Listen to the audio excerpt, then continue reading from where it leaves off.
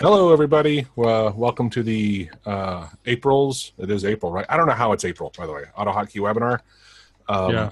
I'm Joe Glines, and my colleague Jackie Stuck. Am I close? Someday I'll. Yeah, something like that. Stuck. Yeah, that's just fine. We're going to have the webinar today on getting data out of, or I should say, text out of various programs, or various ways to get text out of programs. Yeah. And I'm not a programmer, nor am I a professional speaker, obviously, but I'm out of Dallas, Texas, and I've been using AutoHotkey for, I just don't know how long, quite a while. But I stick to a lot of the basics. I've been learning objects, but I still don't do too many fancy things. Jackie, why don't you go ahead and introduce yourself? Yeah, I'm Jackie, and kind of like Joe, I'm no actual programmer, but I've also been using AutoHotkey for quite some time, and I actually think I filled out one of our registration forms recently, and I had to pick that I have used AutoHotkey for more than 5 years now. So yeah, time flies by, and it's still a great tool. I still get a lot of stuff done with it. So yeah, here we are, looking at how to extract text. So first off, we're going to explain a little bit if you haven't been here before. We have 71 registrants now. Because this is global, and I know for some of you guys, thank you for showing up at this time of the night and early morning or whatever, because it's hard to pick a time globally that works everywhere. But because we have a lot of people on the call, if we left it all unmuted and anyone tried to talk, it would be chaos, right? So what we do is we start off with everybody muted. The first hour, Jackie and I will go through and we'll talk through the deck we have prepared for you. If you have questions, there's a chat, and you can put questions in the chat, and I think somewhere how you can raise your hand. But usually Jackie or I are monitoring the chat pretty closely, and we will repeat your question and address it. Or if your question is really complicated, just say you have a question, unmute me, and then we'll unmute you specifically. Then you can ask your question. That's roughly in the first hour. After the first hour, we'll switch over to wrapping up some Q&A on the stuff that we presented. But then if you have any questions around AutoHotkey and whatnot, right, any sort of automation stuff, we're fine answering any questions. We'll do our best, that's for sure. Yeah. So we start off kind of off topic in that we highlight a script that we've seen. And even though normally I demonstrate the use of it, this is Chrome.ahk by GeekDude. And so many of you guys, a lot of you were on our web scraping webinar using IE. And COM has, IE built into it, or let me rephrase it, IE has COM built into it.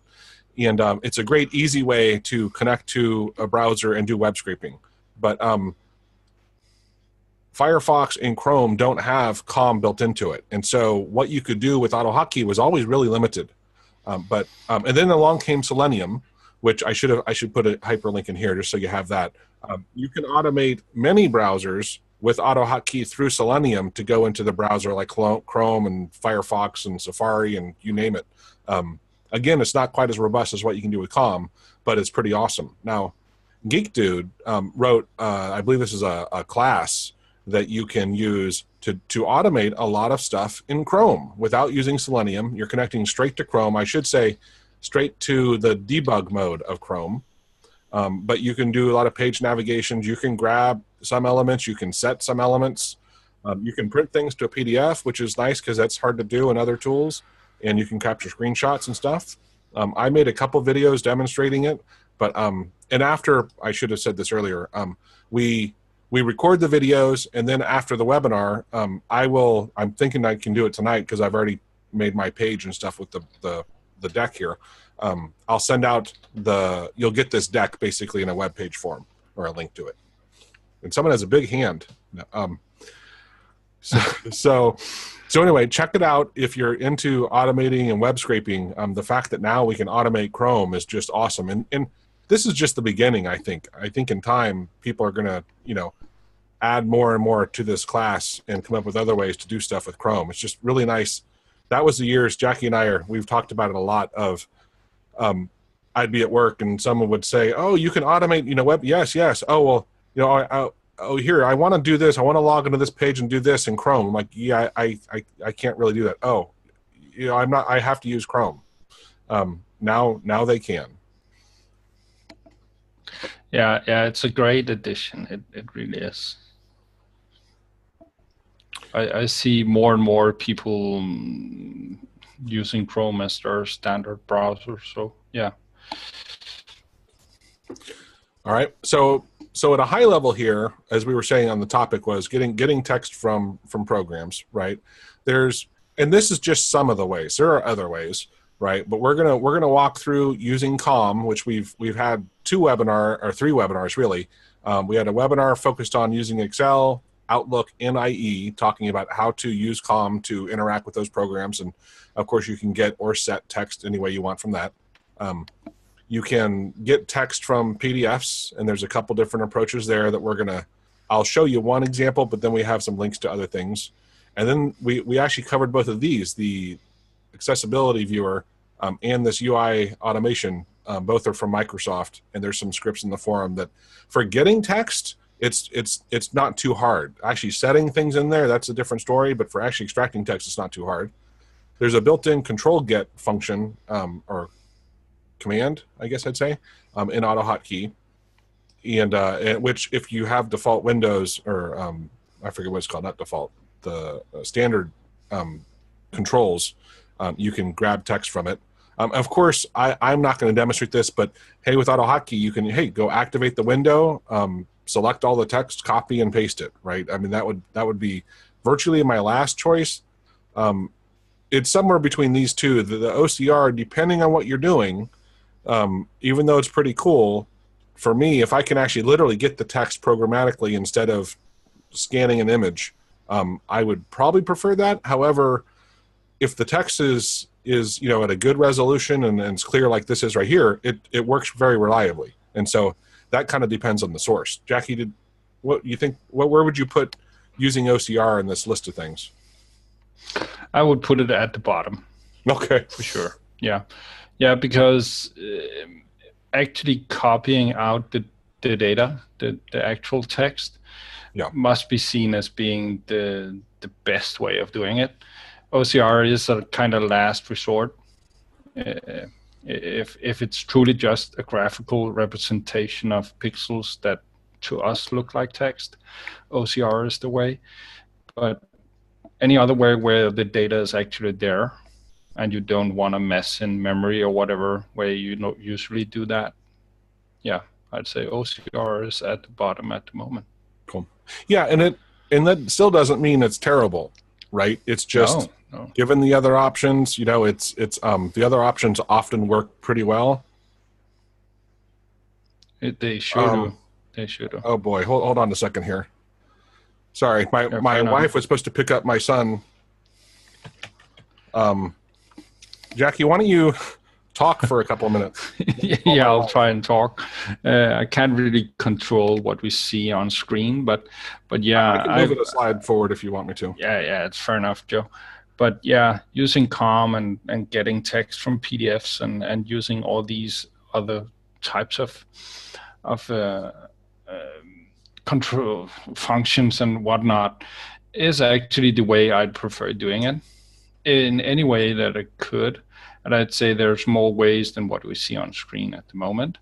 But if I need to do it really quickly, I'd say copy and paste would be the way I would go first, just because that's the way I would do it as a user. It takes so few lines. I wouldn't actually need to open anything to know which control I needed to copy the stuff from. I don't need to use the active accessibility viewer or UI animation or anything like that. But I've seen it becoming more and more needed because so few programs now actually use the old standard controls. So I'd say, I'd say COM for the most part, getting text from PDFs. I'm not really sure which way I would do that now that it's become built into the Office programs. So if you have access to Word, as an example, you'll be able to get text out of most PDFs. And if you have, like, say, OneNote or something like that, you'd you may also be able to use the OCR built into that to get the text if the PDF is actually an image. I don't know if you know this, but there are different types of PDF formats. Some of them are true images where there really isn't any data other than the pixel information. And then you have PDFs where you can actually go in and extract the text from them because they're built in a different way. Not because I know too much about PDFs and the way they are built, but I at least know that there are different types of ways to make PDFs. And again, that actually says something when you try to get the text from them. Some of them you can extract it like a true text, and some of them you'll actually need to interpret the pixel information in them. Yeah, that's a great point, Jackie, which we can talk to in that slide. But and then also, even depending on what's actually how the PDF was made, the level of what's the dots per inch stuff, of the image, it's hit and miss as far as, because sometimes it's pretty darn sharp and it works great. But boy, yeah, when it's a crappy image in there, OCR on a PDF just sucks. Yeah, that's for sure. All right, so apparently my wife now picked up my son, so you won't have to hear any cursing, which is really nice. Anyway, yay! Yeah. All right, so the first off, and again, as I mentioned, we actually had webinars, and I have hyperlinks here. You'll get these later. Then on my website, I have a lot on Excel and web scraping. I have a couple on Outlook, but I actually wrote some custom code for this webinar on getting text. And so let me here pop open Excel.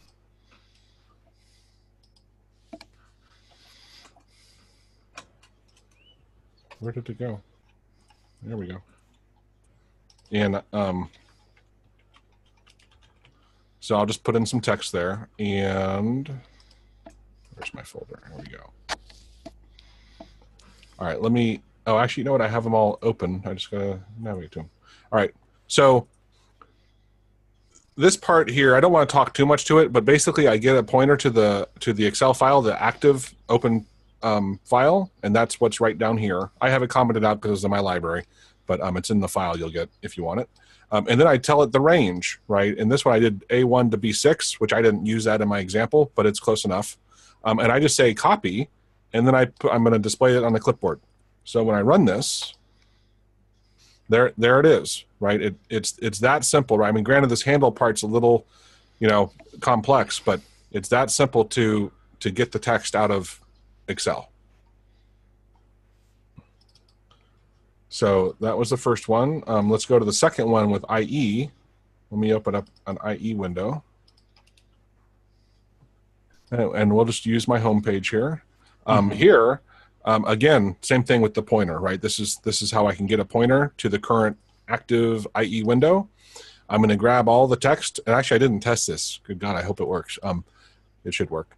And that is all the text on that window. Right, so programmatically, I'm getting all the text there. Now, with web scraping, if you're really interested in it, you can pinpoint usually exactly what you want from where. It can be a little complicated, but it's pretty awesome that you can programmatically, and this is, the exact text of what you want. So that's that one. Let me close that. Go to the Outlook. Now, Outlook's open. So here, I'm connecting to my inbox in my Outlook to the inbox, and I'm going to loop over all the emails, and I'm going to find one of my ones where the subject line was a Google Alerts. That way I don't have to worry that like something crazy comes up. But I'm going to, in the message box, I'm going to show who it was to, what the subject line was, and then the body. The body, of course, this is probably what we'd be most interested in, right? So it would loop over all of them, but I'm going to just do one here. And so this is the body. Here's who it was to me. It's a Google Alerts on the Amazon Echo. And then this is the text, which of course is actually an HTML email. So I would probably want to take that and dump that into a COM object and load it, and then parse down to strip out the HTML. Mm-hmm. Oh, and now it's because it's in a loop. It's going over each one, but we don't need that anymore. I'll exit out of that.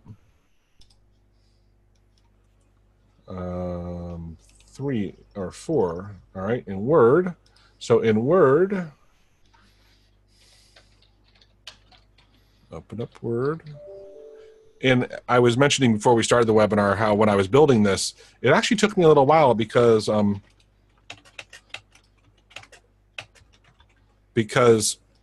each COM object's a little different, right, in how you interact with it. And so this one, I'm connecting to the open Word application. I set the active I'm going to select the active document, and then I'm going to get the selection and get the actual text. And so when I run this, there's the text from that file. And that one's just 3 lines, and I don't even have a pointer, right? That one's super simple. So let me close that.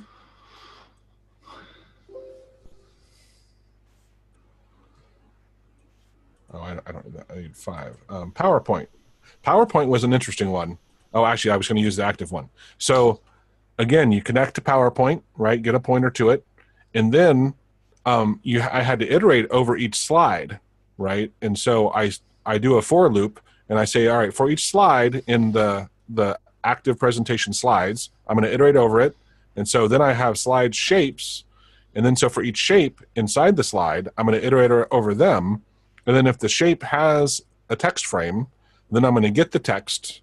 Actually, if it has a text frame, then I do the next one. Oh, now my wife's calling me. Yeah, she can. Lovely. And then if it does have the text, I'm going to get it. But here's where I'm going to concatenate it. Basically, all the text in it. I added this to differentiate across the different stuff. So this is going to go across our entire deck. So don't sneak and point ahead of see what we're going to show you, right? Because it's going to have all of it. But I'm going to run it. And now this has all the text from this deck that we're actually walking through, with the dashes, with the line breaks, I think, at the end of the section of the, I don't know if that's the shape. It must be the shape, yeah. Yeah, yeah. Each time you go into a new shape, you actually get those lines, yeah. But that was an easy way to get that. All right. I'm glad. So far, so good, right? Yeah. Oh, now let's switch over to, so that was the end of these. Now let's go ahead and get into extracting from PDFs. And so the first example, if you happen to have Word 2013 or newer, they've built in an OCR tool into Word for it. And so in this first example here, and I cleaned this out. I'm going to run it. I think it opens it in Sight. But I could just display it in the clipboard. But it's going to connect to Word. It's going to load a PDF. This is a path to the PDF file. I'm going to make Word visible just so I can see it. But then it's going to save it as a text file and then run it. And so when I run this, I think we'll see Word. It might start on my others. Oh, uh-oh. Oh, you know what? I think I changed the path. My bad. I think I adapted the path because, oh, that's right. I added in, oh, that's weird. That shouldn't be that. But anyway, let me get the path of that thing. I was numbering the things to make sure I was, that's the second time today that happened where that, my hot string for grabbing the paths. Huh. Something's wrong with my hot string. I have a hot string that'll get the path to a file if I have it highlighted. All right. Actually, it should be PDF/06/ I think that was it.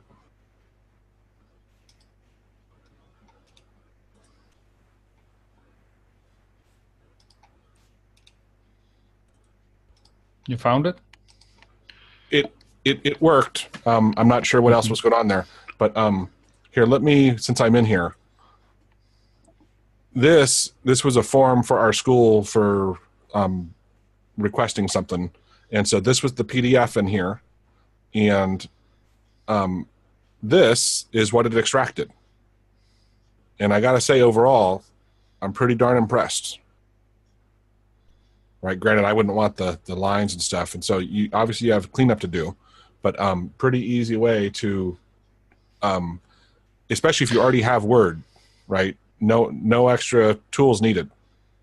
Again, when I look at this without actually knowing, this seems as if it's actually has extracted the data from the PDF and not actually used OCR on it. You're right. You know what? I didn't look to see. I think this one, you're right, is yeah, it is text. My bad. At least, I mean, it's still the same thing. We're extracting it from a PDF, right? Yeah.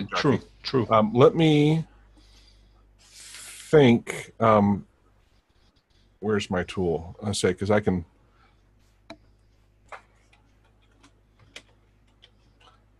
I hate the new search tool, you know, in Explorer. So I use this thing, which is, it's very similar to like the XP version. Mm-hmm. And it's much more intuitive to me.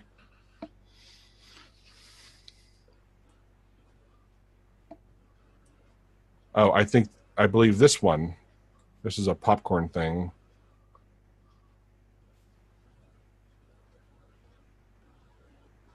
Let's pop it. I'm curious how it'll do. Uh-huh. Oh, that's definitely an image. That's a true image. Yeah. A crappy image. Yeah, even. Yeah, I'm so used to having the you know what? I'll do this. I'll put this in here. I'll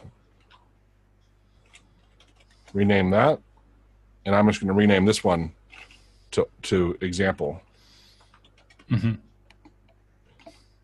There. Now, let me close that down. Now we'll leave that other one open just for fun, and let me rerun this. I wonder what the error was going on.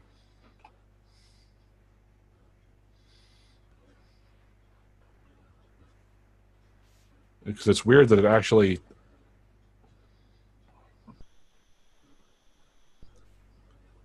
Well, I don't think that one worked that time.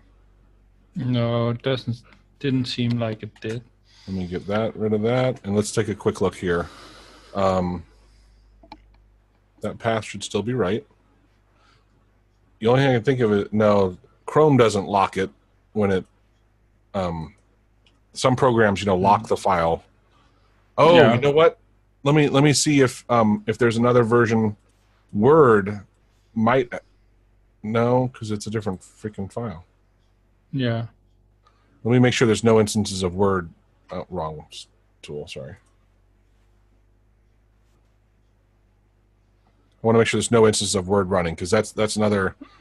I have PowerPoint, Outlook. Yeah, I don't see Word running.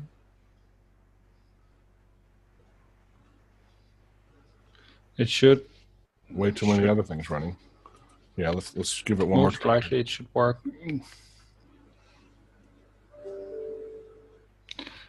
Couldn't find your file. It's erroring on.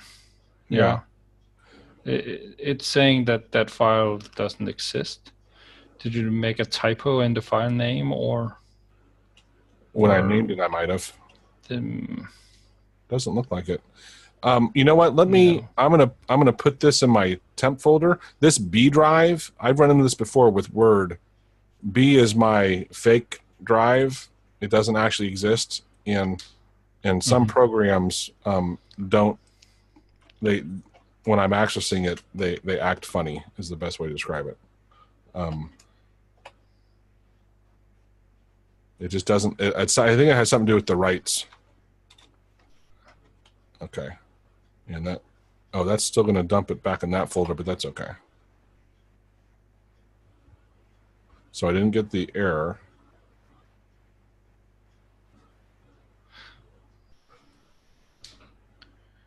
Oh, so the other thing I have run into, and this is a good learning experience because I've tried this before.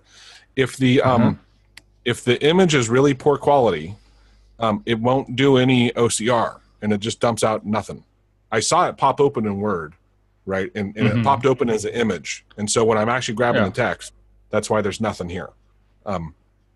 So lesson learned, right? It doesn't always work. I have tested on other images though where it did work.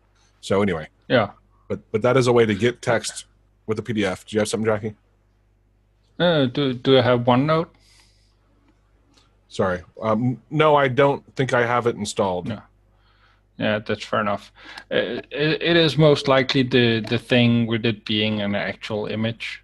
Word is probably just able to actually extract the text when it's a rich PDF, and when it's an actual image, I'm not sure it actually performs OCR on it. I thought I had an example where it did, but you could be right, Jackie. I just don't recall entirely. This COM object from Adobe, I had an older version. Now, this one I did test. I had an older version of Adobe, and I was using the COM object, and on a image, I was trying to extract stuff, and it did a really crappy job getting the text out. And then it dawned on me, you know what? Maybe that OCR hasn't been updated in, like 15 years, right? There's probably much better ones out there. So I got a newer version and tested it, and sure enough, it did a lot better job doing the OCR on that image as it extracted it. However, you have to have a licensed version of the Adobe, Writer, and it's not cheap, like $350 or so, usually somewhere there. These other tools, the PDF to text, capture to text, Ghost Script, these are all three. I believe they're all free, or at least they're shareware, somewhere close to that. And I think all three are more like command line tools, but I've used them. The thing that I really liked about the Word version is it keeps the format, a lot of the paragraph lines and line breaks. I think capture to text ran everything together, and I didn't have like page breaks and stuff, and I wanted, because I was gonna have to write a regular expression to find exactly what I wanted, and having those end of lines and end of pages was really helpful. So I chose to stay with this one.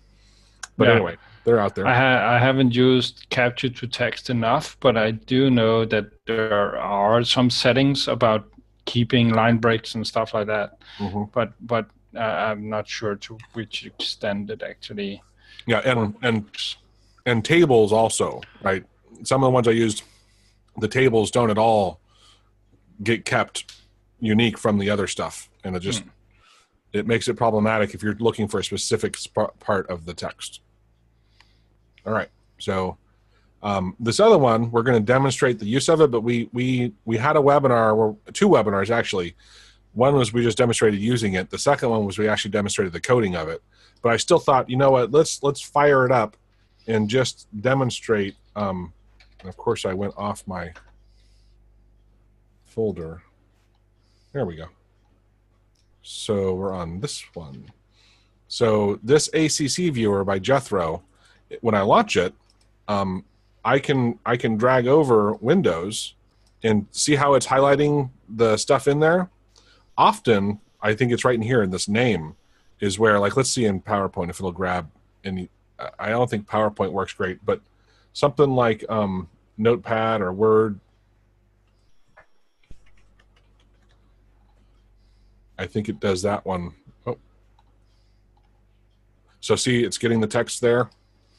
And you can see like the structure of things, and it gets really complicated, which is why we're not going to dive deep into using this tool in the webinar. But just so you know, it's there, right? It's one alternative that for getting text, it's a very viable alternative.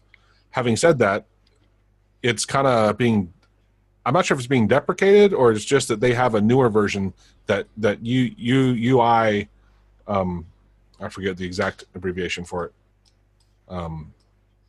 UI automation is the newer version of this, and so it is, I think, more reliable in a lot of ways. Except for we don't have a tool like the CCViewer I just demonstrated.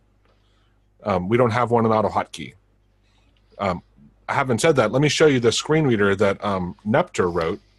It's similar to the one by Jethro, but I found it to be pretty amazing. So I'm going to launch it here, and now if I'm in here and I hit a button, oh, actually, all right, it's amazing, but it doesn't work like on some things like that. Let me see if the chat here, I didn't try this before.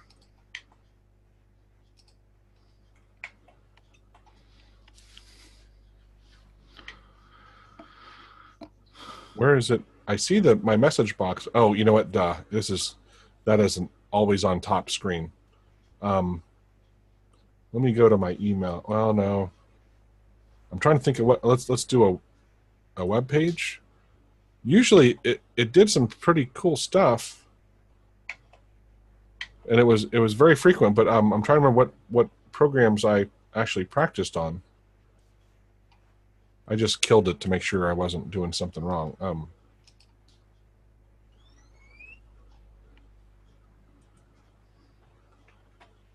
Let's try it right in here. There we go.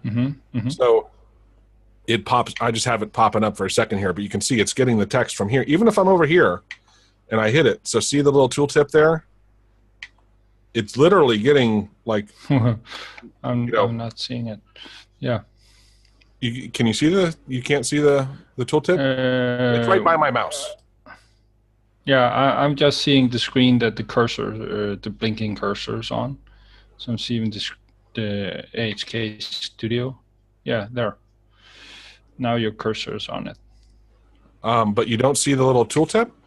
Yeah, now I do, but I didn't before. I don't know where you were when you clicked it. I was down here in the right.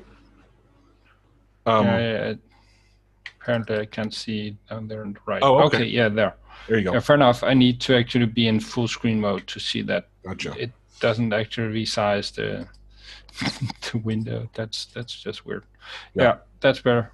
But you can see what's cool is it's grabbing this specific line I'm on, right? And and even though this is where in the CCViewer I could programmatically probably say get me the fourth element here. I don't know how to do that with this tool. However, this grid might always be in the same spot, and so I could just tell my mouse to move there, and then get the text there. So it's another. I think it's a decent alternative if you're because that is also it's not doing OCR, right? It's programmatically getting that text, and so it's going to be as long as you can actually pinpoint where you want it, it's going to be much more reliable. Yeah, and the library that you are using currently is actually using the mouse precision. So saying from point blah blah blah, and you could probably go in, extract the code from that library, and simply instead of moving your mouse to a specific point, you could put in the actual point on screen you wanted. Yeah. The last example I'm going to cover is using ControlGet, and now in Notepad. So the problem is, and I should go back to the deck shortly here. So ControlGet, as long as they're standard, I think that's how I wrote it. Standard Windows, window controls. ControlGet can get text from it. Unfortunately, so many tools have moved away from using the standard. Even Microsoft Office programs don't. They have their own custom, even within each program, they have their own custom GUI type stuff, Windows. But like as an example, in Notepad,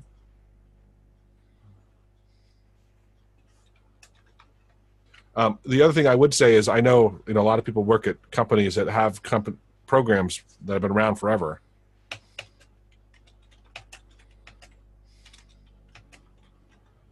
Whatever, it doesn't matter. Now when I run this, this is going to activate Notepad. Now, actually, Jackie, I meant to ask you this. I don't know if you know this at the top of your head. I was surprised I couldn't just say, get me all the text. It does it line by line. Do you know, is there a way to say, instead of just get me all the text in this, area? I had to get the line count and then loop over it. Really? That's what I did, but I'm like, man, isn't there a way to just get all of it? We don't have to do it. I would have thought that you could simply do a ControlGet. Are you on Win 10 or what, Joe? Because I haven't never tested it on Windows 10. But for me on Windows 7, I could simply just say I wanted the text from the Notepad control, and then I would get it. Yeah, so maybe there's, like I said, I didn't read it too thoroughly, but and it worked, right? This is the text I'm getting, and if it was multi-line, I'd be getting it. And but do you have the Windows Spy somewhere nearby? I have a hotkey for it.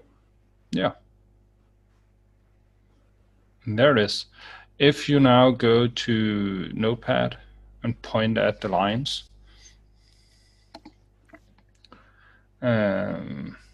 what do we see? We don't really see anything, but it's edit 1. What if you actually ControlGet row line? I tried dropping out, not using a line number, and it didn't return anything. I think they were required, and so I'm like, well, it's okay. I mean, yeah. What if you do another line? It won't switch to something else, right? What do you mean? Yeah, if you just drop one more line right there. It's still edit 1. You should be able to get the entire text from the edit 1 control. And yeah, that wouldn't surprise me. Maybe someone can chime in, but anyway, it still it works, right? Yeah. It's just, I think you're right. There's probably a streamlined way to do that. All right, now we're going to switch over where Jackie gets to have some fun, because Jackie had found this VIS2 OCR library, and he actually streamlined a version of it. So Jackie, why don't you want to share your screen? Yeah, that's probably simplest. Yeah.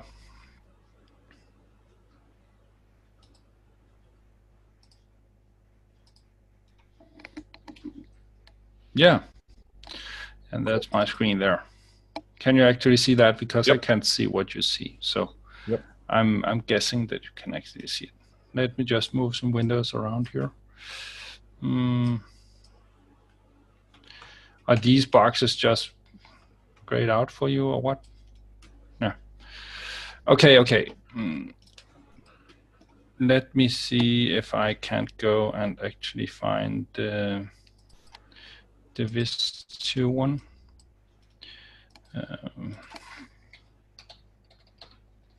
I can throw the link in the chat. Yeah, that'll be okay.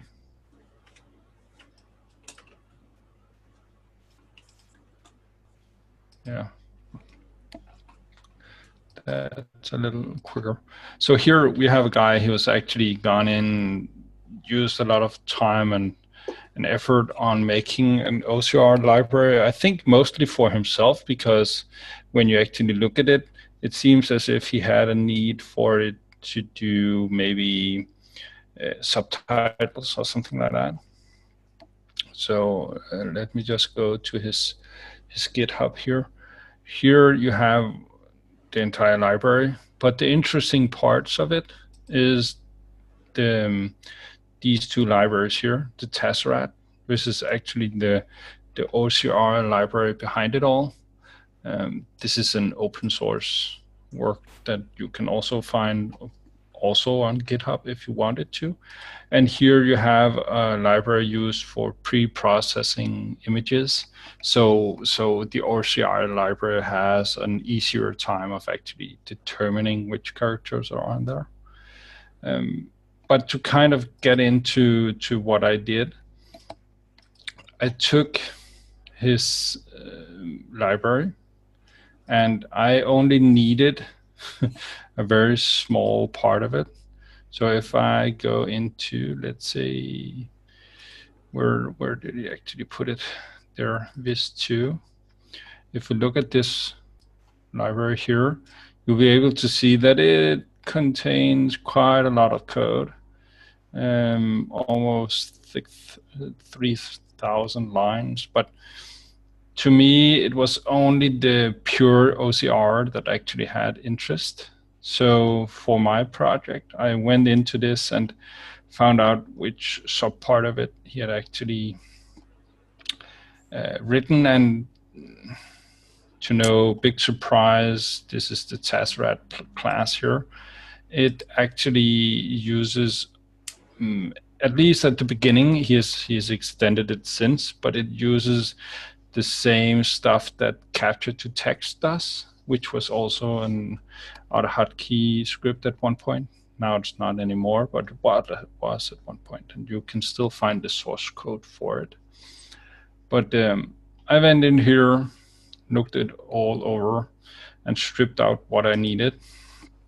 and ended up with this quite smaller version here, which is, I don't know how small that actually is. To me, I seem to have way too many of these open. I'll just close them down so I can figure out which one of them I actually wanted to view. This is the one. And I thought I had removed this comment here. Let me just do that. So like so. So instead of having almost 3,000 lines, you have 157, which is narrowed down to just the pure OCR part of it. So what it does is it has the needed variables to actually perform the file functions here. Then you have an easy function to actually call with the class, method, whatever you call those. A very small way of actually saving an image that you capture to file so that the OCR library can work with it. And then here in the convert best, all that I actually do is check that the files exist and build the command that the OCR library actually takes all of the parameters that it accepts, and then just run it with the run wait. And that simply just looks at the image that I've stored, extracts text from it, and stores that in a text file. So as soon as that's run and that run wait command is over, I can expect a specific file to exist. So if it does, great. I can simply return that file's path and know that I can read that out. So there is a small function to actually read a text file. It's down here, this one here, where all of what it actually does is it takes the file, it opens it, it reads out the content of it, and returns the pure text. So that's all of what this really does. So for me to try and do an example of using this very, very compact piece of OCR here, I started writing on it. I didn't really have that much time, but at least I got off to a start. So I'm including the Tesseract library, this class library here. And I'm including the GDI plus library as well to more easily grab images from the screen. So those two are here at the bottom included. Then I start up the GDI plus library, and then I'm able to use the functions from it. So here I'm using make a bitmap from the screen. So this here would give me an image of the entire screen. Just to kind of show that, let's say, I really can't remember what they're all called. So let me just do a search here. Jackie, you know my screen clipping tool I use all the time? Mm-hmm. I just realized with your example, I'm like, this is the next thing I have to add to it, right? Is to say, that when you grab that image, do you want to convert it to text, right? I mean, that'd be awesome. Yeah, exactly. Great use for it. So here I'll just store this at Can you zoom in one level? Yeah, sure. A little bit. There you go. Thank you. Yeah, that's here. Yeah, that's fair enough.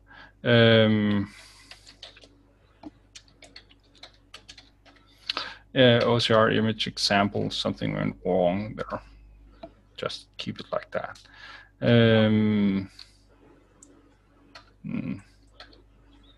Bitmap. BMP, that was the one I was looking for. So like so. that should be all of it. So if I take this here and run that afterwards, I should, I say should because who knows if I actually made a typo, but let's try it at least. Yeah, that worked okay. So here you can see I grabbed, I'm just reducing the size of it. I grabbed the actual screen, just as if you had pressed print screen or something like that. So if I instead actually wanted to, let's say, extract some text, I could use another small piece of whatever we have over here. Something with clone, I think it was. Clone area, yeah. And let's grab that, put that over here. So now, instead of saving it to a file, we'll first do this. We'll clone a smaller piece of this bitmap here. I'll just call it pointer to bitmaps. Like so, we are using the bitmap from up here and putting that there. And to just pick some kind of area that we actually want to grab text from, I'll be using this. So let's say we want it from, I don't know, maybe that part there. So if I'm pointing my mouse correctly, that'd be 100 and let's say 178, 202. So let's just put in 180. Maybe it will grab more than it should, but still. And what's the width of that? That's 361, 220. So what's that? That's 180 in width and some 25 in height. And I'll How are you doing that? I don't understand. That's just math. I'm using the active window info here, pointing somewhere on the screen because I know it will take an image of the entire screen. So I'm just getting the coordinates from the on-screen tool here, and clipping out a small piece of it. Yeah. So now if I actually take this, move that down here, make a the same image file, overwriting the old one. Now I'll be doing it with this small cloned piece of the entire screen. Let's see how that looks. Yeah, that's okay. Yep. That's about what I wanted. Maybe I'll go a little higher on the X. Maybe 90, something like that. And I'm not sure. I recognize almost everybody on the webinar, but that active window info tool is just a built-in tool in AutoHotkey. Yeah, this one here. Yeah, it comes with the installer. Okay, so I'll just test this one more time. Okay, I got the equal sign off there. I can keep the percentage signs there. So now this image is, for me, the text I want to grab, which is this. So the interesting part for me now is to actually do the OCR. So taking this, using the sub part here, the OCR function that's built in there, that actually takes the language that I'm using. I only have the English language files. You could download others, but then to file, which is this function here, where it actually just saves the small file that the small image that I pass it, and then returns that, and then it preprocesses that image. It actually just removes color, tries to decide which colors to remove. I don't know exactly all the stuff it does. It does a lot of stuff. It can be seen down here in the pre-processing. I haven't fiddled with all of the values yet, but some of them do stuff like remove background and stuff like that. And here I actually use the Tesseract library on the image that's been pre-processed. And then at the end, I use AutoHotkey to read the text file that it returns. So let's see how that works. So OCR, so, and then I'll pass it in the bitmap like that. Let me just check to be sure. Language options, no language and no options are needed at the moment. So this here will actually return text. So let's do like that. So now instead of this run command here, should be able to put it in a message box, text, like so. Let's see if that works. Yeah, kind of did. I'm unsure where it got, whatever it got from. Oh, I scrolled the image, okay, of course. Right. So it actually changed what was grabbed from the screen. So yeah, let's see the actual image before, so we know why it returned something very differently. Like this. Wait. Like so. Just for it to actually wait for me to. Yeah, that's a way smaller piece of it. Right. But yeah, to me at least, this is precisely what I actually wanted to show. It didn't get the underscore, but yeah. Jackie, now the other day, like last week, you and I were chatting about some of the work you've been doing. I can't recall. I know on this one I asked you. I think I'm confusing our conversations, but speed of this one, how fast does it grab this on average? Is this isn't the one that was like you really optimized for speed, right? That was something different. Yeah, that was something different. This one, how long does it actually use? It uses about a second, I'd say, from start to finish. Yeah, depending on the image. For it to actually go in, grab the screen, clone it, do the file saving, and maybe not the file saving because that's also done within the Tesseract class. But all of that operations means that this one here, extracting this small piece of text, would take about a second.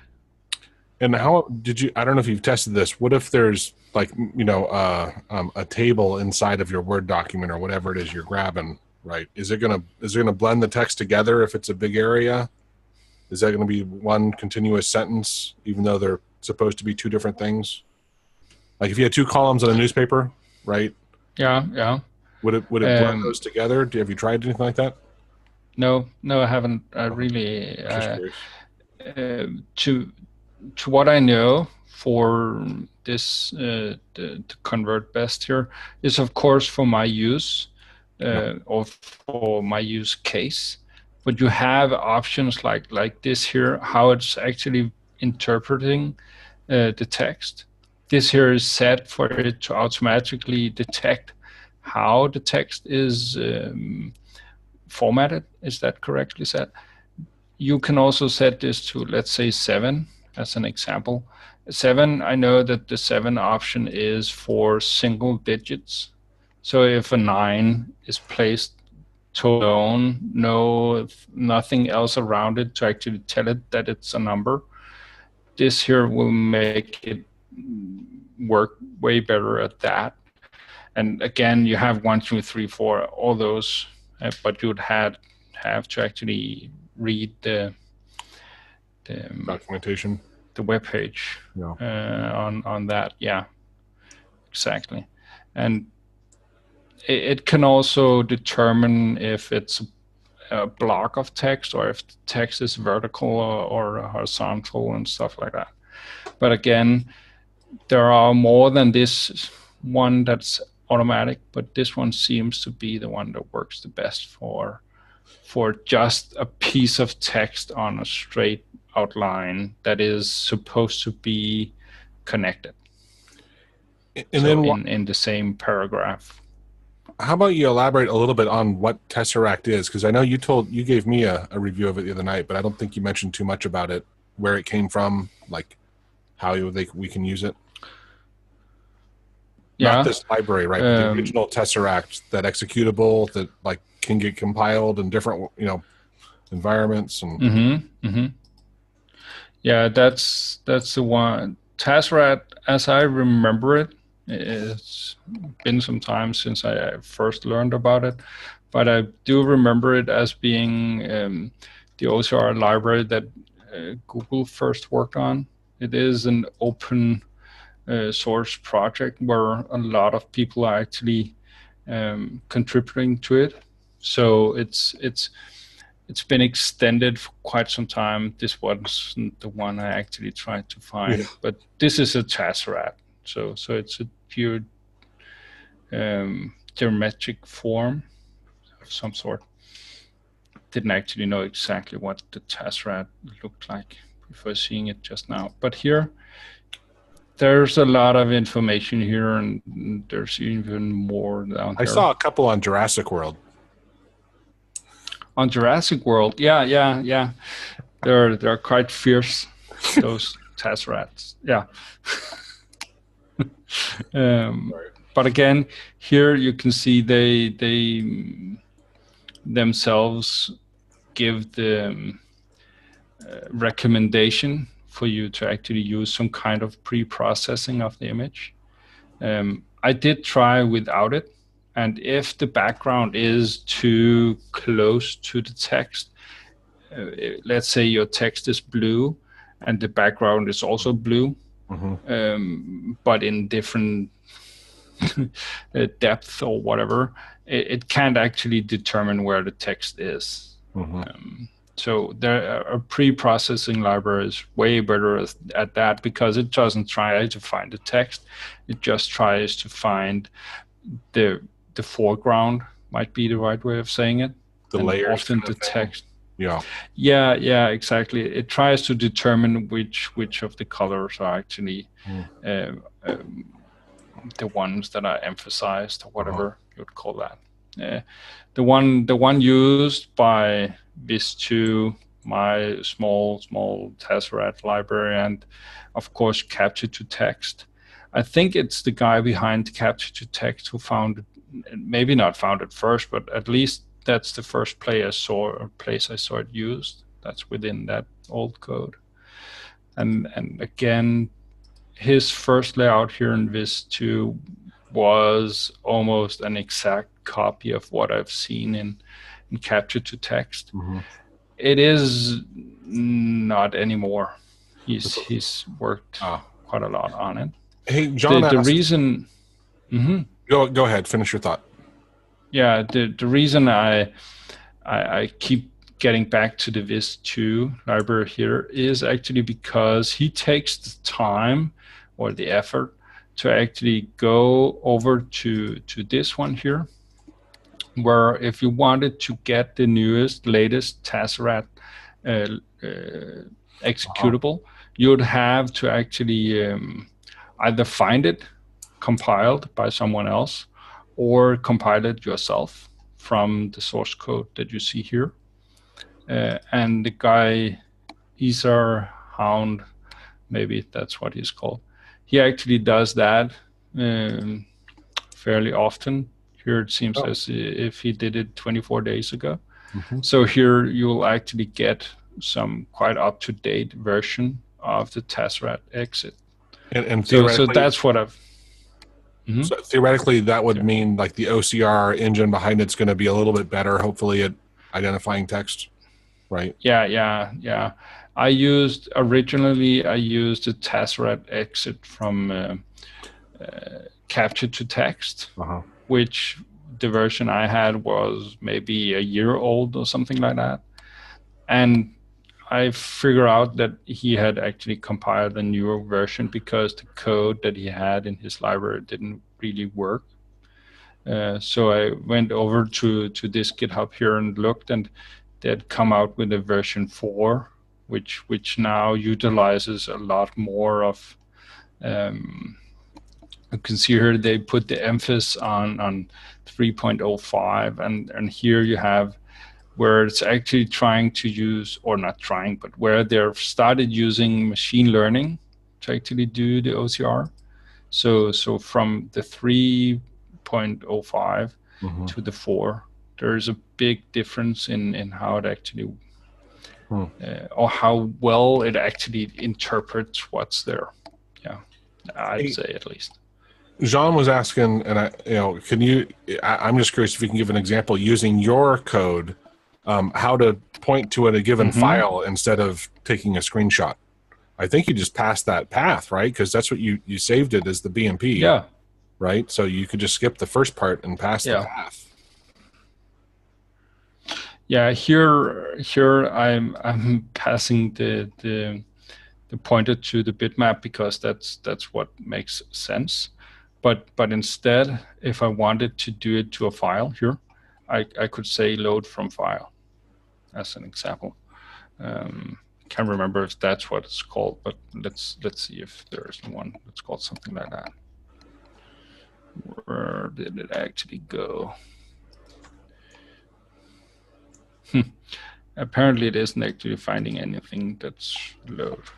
Well, I found the one, 2404. 2404? Yeah, but it was load, yeah. That was the line it was on. 2404.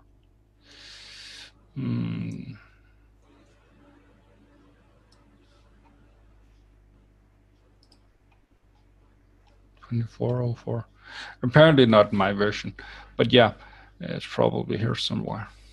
But to your point, you could go find it and bring it over, right? I mean, and Sean can do that just fine. But yeah, I just can't really remember what it's called right now. But bitmap from file, maybe that's something like that. And then just type in the actual file, and then that will work in the same way. So like so, here, let's see if this isn't actually loading it from file. Duplicate function definition. That's because this needs to be a string. Fair enough. Like so. Still. Now I've fucked it all up. Yeah, fair enough. Unsure, but I'm still sure it's from file. Yeah. There. Create bitmap from file. Oh, there you go.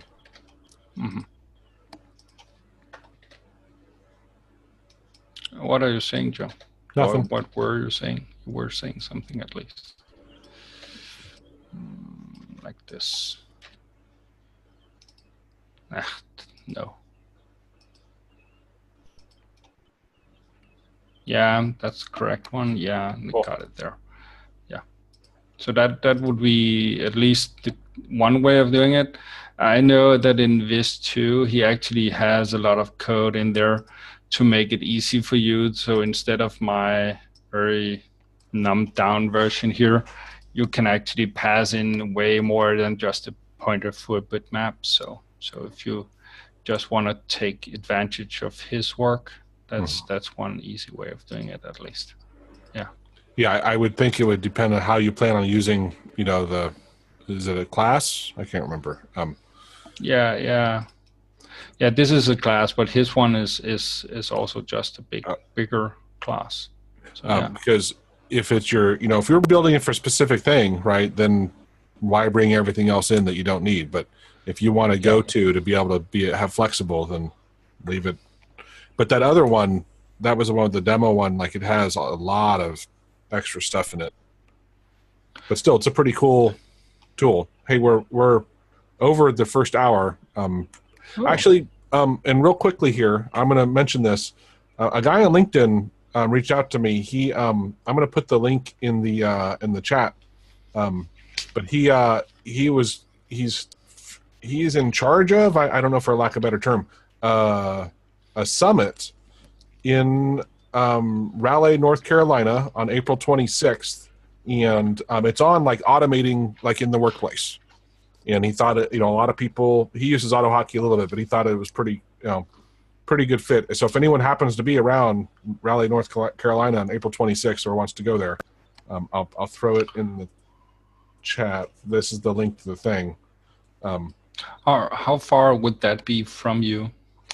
It's pretty far. It's yeah. I'm gonna guess like 1,000 miles. Yeah. If it wasn't so close in time, I would go. It's just I got a lot going on, and that's too short a time for me to figure out how to juggle things. Yeah, 1,000 miles. That's. Yeah, I'd have to fly. And anyway, all right. Let me stop the recording.